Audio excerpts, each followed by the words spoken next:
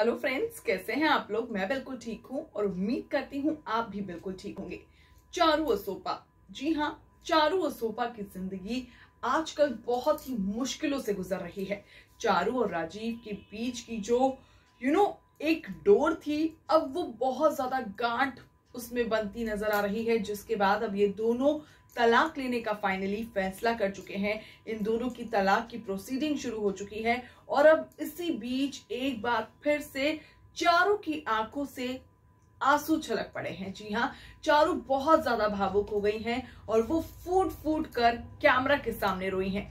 दरअसल अब से कुछ ही देर पहले जो आरजे कनन है, उनके साथ चारू ने एक इंटरव्यू किया है और इस इंटरव्यू में ही चारू बहुत भावुक हो गई हैं। उन्होंने अपने 3 साल की शादी को ये बताया कि उनके जो ये 3 साल है ये पूरी तरीके से बर्बाद रहे हैं। उन्होंने राजीव के लिए बहुत स्टैंड लिया, राजीव को समझाने की, उसे ट्रैक पर लाने की और अपनी शादी को बचाने की बहुत कोशिशें की, लेकिन राजीव ने उनको कभी सपोर्ट नहीं किया।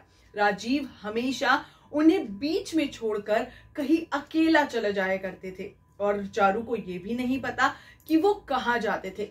यहाँ तक कि चारू ने इस इंटरव्यू में ये भी बताया है कि राजीव जब अपने दिल्ली वाले घर पर गए थे और जब चारू ने वहां के वॉचमैन को फोन किया था, तो राजीव ने उस वॉचमैन को कहा था कि अगर मेरी पत्नी का फोन आए तो तुम उसे एंटरटेन मत करना। यहाँ तक कि चारू ने ये भी कहा है इस इंटरव्यू में कि उन्हें नहीं पता होता था कि राजीव घर पर है भी या नहीं, क्योंकि जब दोनों में झगड़ा होता था तो दोनों अलग अलग रूम में होते थे।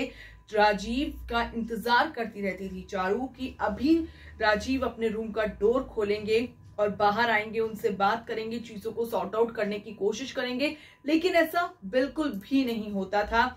11 बज जाते थे, 12 बज जाते थे, चारू इंतजार में रहती थी कि राजीव आएंगे। यहाँ तक कि राजीव चारू को जब नाराज होकर उससे दूर जाते थे तो उसे हमेशा ब्लॉक कर देते थे। हर जगह से, व्हाट्सएप हो, फेसबुक हो, इंस्टाग्राम हो, सब पर उसे ब्लॉक कर देते थे और चारू उनसे कांटेक्ट नहीं कर पाती थी। यहाँ तक कि चारू ने इस इंटरव्यू में ये भी कहा है कि उनकी प्रेगनेंसी बहुत दर्द वाली बीती है, क्योंकि राजीव ने कभी उन्हें वो अटेंशन नहीं दिया। राजीव अगर उनसे कभी बात भी करते थे तो उस वक्त वो सिर्फ अपने बारे में बात करते थे, अपनी जिम के बारे में बात करते थे, कभी भी उनसे उनका हाल नहीं पूछते थे कि वो इस प्रेगनेंसी में कैसे आगे बढ़ रही हैं, क्या क्या उन्हें तकलीफें हो रही हैं, उन्हें क्या खाने का मन करता है।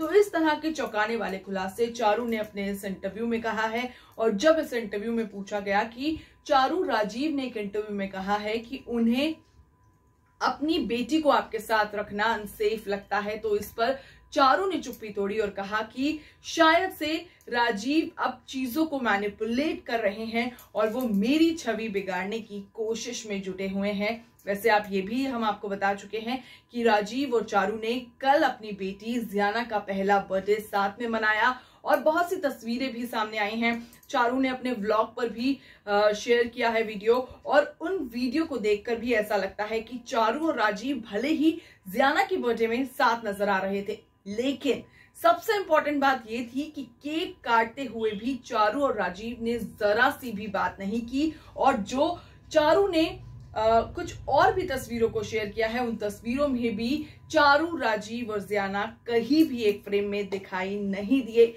और ये तमाम जो बातें हैं, ये इस बात का सबूत है कि अब चारू और राजीव के बीच में कुछ नहीं बचा और इनकी शादी अब खोखली हो चुकी है। चारू ने साफ शब्दों में कहा है कि वो अपनी बेटी को इस तरह के पेरेंट्स नहीं देना चाहती हैं कि जो एक दूसरे को प्यार नहीं करते, एक दूसरे को समझते नहीं हैं और दोनों के बीच में सिर्फ और सिर्फ लड़ाई झगड़े होते हैं। अब ऐसे में चारू ने फैसला ले लिया है तलाक लेने का। आपको हमारा वीडियो कैसा लगा? इस वीडियो में फिलहाल के लिए इतना ही।